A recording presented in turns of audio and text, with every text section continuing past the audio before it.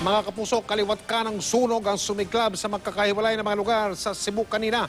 Kabilang ang pagtupok sa isang bahay, hindi lang isang daang bahay sa Melunso na Mandaue. At nakatutok live si Bob Nalzaro ng GMA Cebu. Bob, musta na?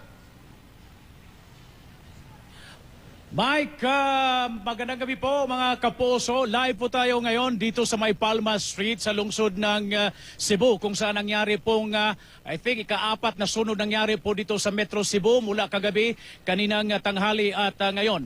Ito pong Palma Street, Mike, kung natatandaan po yung mga kapuso, kapag kapunta kayo dito sa Cebu, malapit po ito sa kakaisang subway po namin dito papuntang South Road Properties. Malapit ito sa pier area kung saan nangyari po ang sunog mga pasado alas 5 kaninang hapon lang po na halos 100 pong bahay na made of light materials ang natupok ng apoy.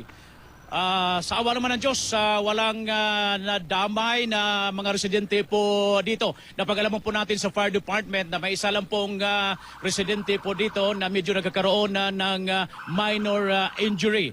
Mga pasado alas 5 po natanggap ng ating fire department ang alarma ng sunog at as of this time mga kapuso ay in the process for overhauling na ang ating mga fire department. Ito nga isang fire truck na dumaan po dito sa ating area po mga kapuso. Huwag lang kayo maingay dyan ha. Okay. So ang mga residente po ngayon ay nasilisa na doon sa isang evacuation center dito po sa Barangay San Roque.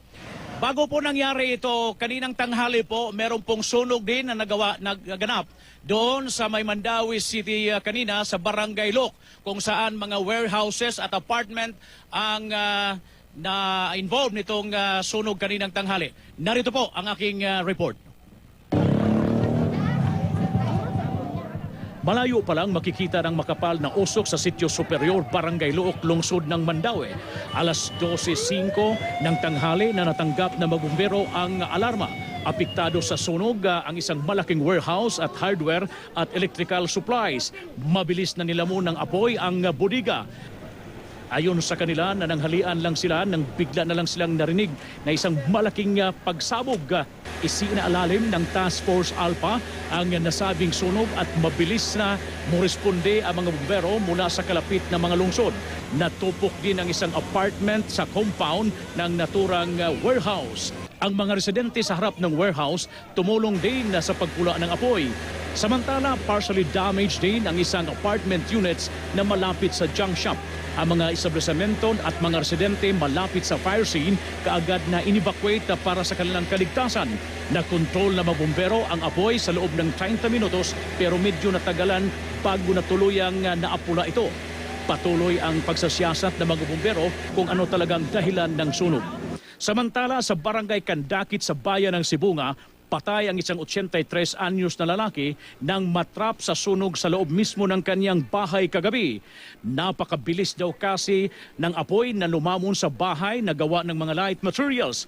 Halos tostado na ang katawan ni Wellington Lopez Sr. nang madiskubre ito ng mga bumbero. Hinala ng mga bumbero, nagsimula ang sunog sa naiwang kandila. Wala kasing kuryente ang bahay.